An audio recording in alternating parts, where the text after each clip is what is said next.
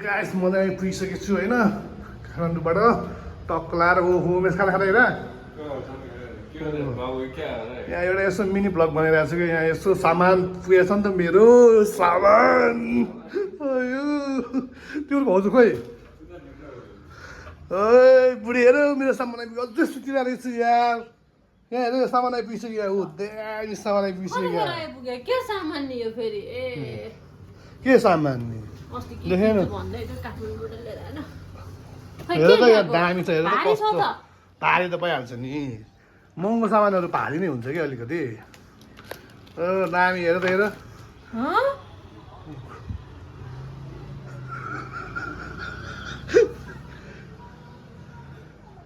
पागल त भयो नि तिमी के सामान लिएर आएको यो के हो सामान यही त हो नि सामान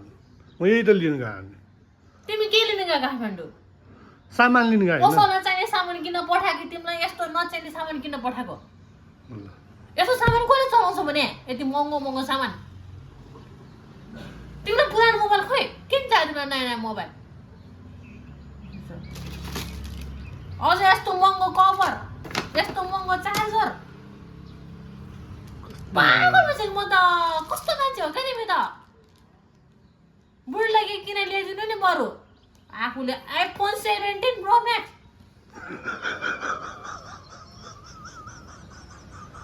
कसले चलाउँछ भने यस्तो महँगो फोन मलाई त फिर्ता गरेर आउँछ कहाँ फिर्ता गर्न जान्छ भने अब होइन सोध्नु त पर्छ नि भनेको नि मलाई अब त्यो ल्याइदियो त मैले के गर्ने त ल्याइदियो कसले ल्याइदियो फेरि गिफ्ट हो कि गिफ्ट माया गर्ने त्यो गिफ्ट आयो हो नि त मलाई माया गर्ने मान्छेले गिफ्ट दिनु अब लिनु पर्दैन अब के थाहा मैले त्यहाँ घरमा ट्याक्क आइपुगेछ ट्याक्क को नि अब के गर्नु अब दिएर माया गर्ने मान्छेले माया गर्ने मान्छेले दिन्छ नि त गिफ्ट भनेको छिटो फिर्ता गरेर मलाई थाहा छैन तिम्रो पुरानो फोन छँदैछ क्यारे किन नयाँ नयाँ फोन चाहियो तिमीले त्यो पनि यति महँगो फोन गिफ्ट हो कि बुढी यो गिफ्ट आयो कि मलाई यो गिफ्ट कसले त्यो यस्तो महँगो गिफ्ट तिमीलाई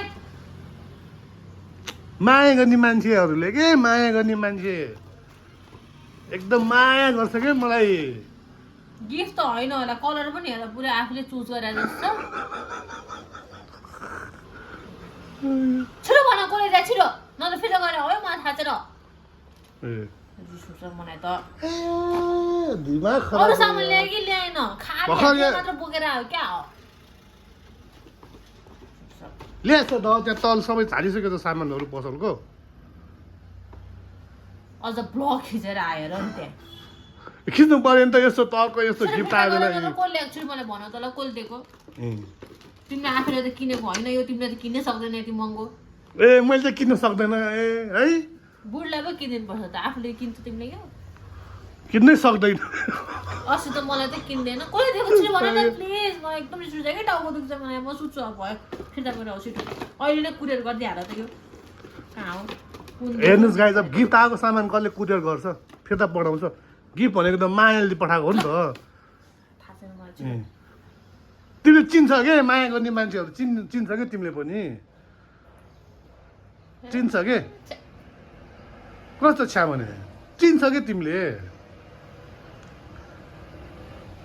घरमा गएको अब आइपुगेछ अब टक्क अब माले ल ल भनेर दियो फेरि तिम्रो सामान आइपुगेछ यहाँ अस्ति पुऱ्याउनु आएको थियो भनेर सामान फुड त दियो अनि मैले लिएँ अब ल्याउनै पऱ्यो हेर अब फुड त दियो नि हजुर कभर पनि पुरै A1 छ त भाइ अनि के तिम्रो यो तिम्रो मोबाइल आउनु बेला त मैले के भनेको थिएँ तिम्रो पनि त तिमीले किने होइन नि त यो तिमीले पनि त गिफ्टै आएको त हो नि त्यही तिमीलाई दिने नै गिफ्ट दिने मान्छेले दिए हो कि दुईजना मेरो बहिनीले के दुईजना बहिनीले गिफ्ट पठाइदियो क्या मलाई सुधु छैन मान्छेहरूको केटीहरूको दिमाग त घुँ भनेको हुन्छ भनेको हुनै रहेछ क्या एकैचोटि त्यो पाइलेसनमा आउने के पुरै हुन्छ नि काटौँ कि मारौँ जस्तो के काटौँ कि मारौँ जस्तो किन खोल्नु गर्दैन अनबक्सिङ कसले दियो के दियो एकैचोटि त्यो एकैचोटि शङ्का गर्ने के हेरिरह नि कति नै मेरो 5-6 वटा गर्लफ्रेन्डले म यो लिन्छु भइहाल्यो तर त्यो छिटो तिमीलाई होइन त मलाई हो तिमीलाई तिमीले यसको त यसको छ नि यो कागज पनि छुन पाउँदैन ल ल ल खोला छिटो खोला किन खोल्ने भने म तिम्रो अगाडि मुडै खराब भइसक्यो यहाँ तिमी यो पुरानो ल्याऊ मलाई नयाँ त्यो यसको त्यो कागज टुक्रा पनि पाउँदैन कागजको टुक्रा मोबाइल त छुन पनि पाउँदैन अलिकति हुन्छ नि मान्छेहरूले अलिकति सोचेर पो कुरा गर्नुपर्छ भने कि सोचेर कुरा आएर के सोचेर कति नै मेरो त 8-9 वटै गर्लफ्रेन्ड भएको मान्छे जस्तो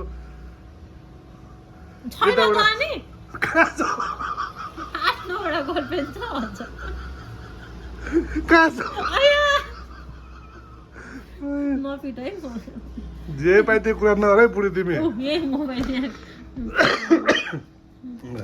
तर मान्छे कस्तो होइन पुरा खुसी भएर टक्क सामान सिमान ल्याएर चट्ट भ्लग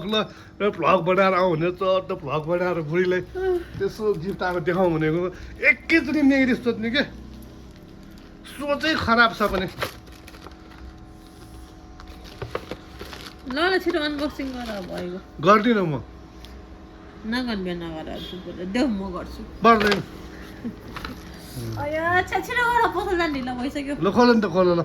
त्यो खोल्ने मात्र है त्यो तिमीले त्यो खोलेको कागज पनि पाउँदैन र बुढी कागज पनि यसरी खोल्ने हो खोल न खोइ अब यस्तालाई के भन्नु के भन्छ नि त्यो के भन्छ त्यो पौडी साउरी के भन्छ खोलेकै छैन त्यहाँ किन्ने बेला खोल्दैन कहाँ खोल्छ त अनि खै तिमीलाई हातले खोल्यो कि मलाई यहाँ बिग्रिन्छ जस्तो लाग्छ दामी गाइस दामी ओ माई गॉड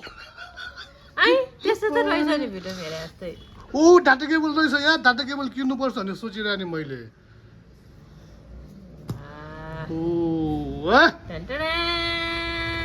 ल तिमीले खोइ यो शङ्का गर्ने हातले यहाँ ल यो बिगारिदिएर अब के बिगारिदियो अनि स्टिकर अनि त्यो यसो टाँसेर मात्र निकाल्ने हो कि थाहा नभएको मान्छेले किन हात वार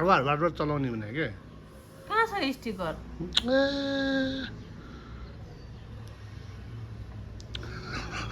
के भने स्टिकर छैन ओ ल हेर्नुहोस् दामी हेर्नुहोस् यो होइन दामी कलर के मेरो यो सबसे खतरा यो कलर छ नि तिमीलाई यो कलरलाई जापानभरि खोजेको कलर हो यो नपाएर स्टोरमा यो यस्तो दामी कलर हो यो थाहा छ तिमीलाई यो त्यो पहेँलो त्यो सेतो कलर हो र यो हेर यहाँ दामी हेर यहाँ कस्तो दामी छ हेर कलर हेर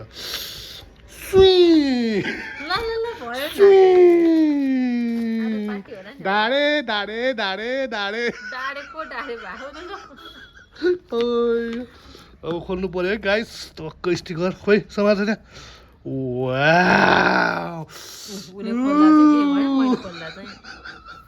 अब हाल्नु पर्यो नि त पाट्यो प्लास्टिक ह्यामर ग्लास दामी होइन ओ माई गॉड यसमा गेम चाहिँ नखेल्ने नि फेरि गेमै खेल्ने मगाएको म गिफ्ट भने हैन गिफ्ट त गिफ्ट पहिले अब यसो गिफ्ट पनि अब यसो हिँच दिइराख्नु पर्यो नि त पठाउनेहरूलाई पनि गेमै खेल्ने मगाएको क्या मैले गेम हेलो रे ल आमामा हेलो हो हेर त्यहाँ ऊ ज्यापु गरायो है हेलो भनेर म्याउ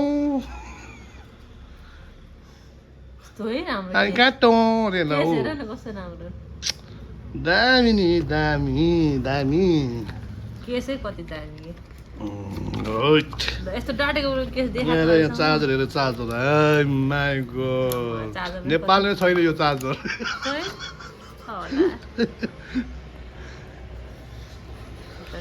अब यो जापानिज ल्याङ्ग्वेजबाट आउनु रहेछ के गर्ने बुढी हो यो कसरी गर्ने त यो सेटिङ मिलाउनु पर्छ होला यो पठाउने मान्छेलाई अब फोन गरेर छिटो फोन गरेर अफिस आउँदैछ भयो अब बन्द गर्नु मोबाइल ल है गाइस यति नै हो भ्लग भनेको मेरो बुढालाई यसो अलिकति गिरी खाइदिएको होइन यस्तै हो शङ्का गर्ने मान्छेहरूको होइन गिरी पड्काउनलाई मलाई राम्रोसँगै आउँछ कि अब यो चाहिँ हाम्रो भ्लग होइन बनिरहेको छ होइन अब म खतरा भ्लग आउँदैछु होइन युट्युब च्यानलमा होइन टक्क सब्सक्राइब गरेर भिडियो चाहिँ होइन हेर्नु होला चट्ट लगाएर अब खतरा खतरा भएर आउँछ क्या मेरो मोबाइलबाट खतरा खतरा होइन दामी दामी नै खतरा खतरा आउँछ होइन